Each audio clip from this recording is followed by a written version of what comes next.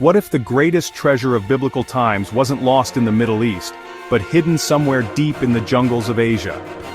The legend of King Solomon's mines has fascinated historians, treasure hunters, and explorers for centuries. The Bible speaks of a kingdom so rich, so powerful, that its ruler, Solomon, was said to receive shipments of gold every 3 years from a mysterious land called Ophir. But where exactly was Ophir? And could its legendary mines actually lie far from Jerusalem, deep in an unexpected corner of the ancient world? The story begins over 3,000 years ago.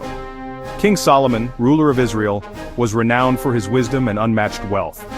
The scriptures mention that he built temples, palaces, and cities adorned with gold and precious stones. But no king amasses such riches without a source, and for Solomon, that source was Ophir. According to the Old Testament, ships sent by Solomon returned from Ophir laden with gold, silver, ivory, apes, and even peacocks. For centuries, scholars believed Ophir to be somewhere along the African coast or the Arabian Peninsula.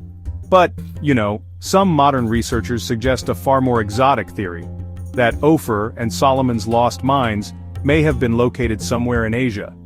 Why Asia? Because ancient texts and trade routes reveal something extraordinary.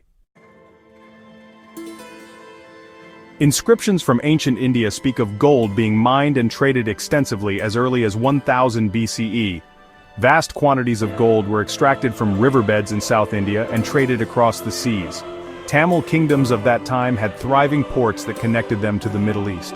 In fact, archaeological findings in southern India show signs of trade with the Hebrews, Phoenicians, and even Egyptians.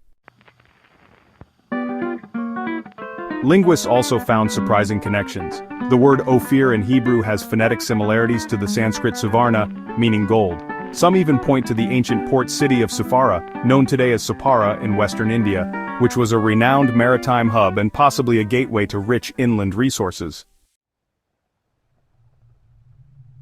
But the most compelling clues may lie in the Philippines and Indonesia. In the islands of Southeast Asia, gold was abundant, and traders from the Middle East are believed to have reached these shores long before the Common Era. Ancient Chinese records also reference foreign traders from the West arriving on these gold-rich islands. Could it be that King Solomon's ships sailed beyond India, into the vast seas of Southeast Asia? Some even claim that native traditions in the Philippines speak of visits by bearded foreigners from the West who came seeking treasures. The island of Mindoro, whose name literally means mine of gold, has been linked by a few fringe historians to the lost Ophir. Could this be the secret kingdom the Bible spoke of? Despite the compelling theories, no definitive evidence has ever been found. The mines, if they ever existed, have long been lost to time, swallowed by earth and jungle, or perhaps destroyed by conquest and erosion. Still, the mystery endures. Could a forgotten trade network stretching from Jerusalem to the Far East explain how Solomon gained such enormous wealth? Did ancient mariners really cross thousands of miles to bring gold back from the edges of the known world? Or is the tale of Solomon's mines simply a symbol, an allegory of divine abundance rather than historical truth? Until undeniable proof emerges, the truth remains hidden beneath layers of myth, legend, and time. But the question lingers. Could the lost mines of King Solomon be buried somewhere in Asia just waiting to be found? This is Epic Time Journeys.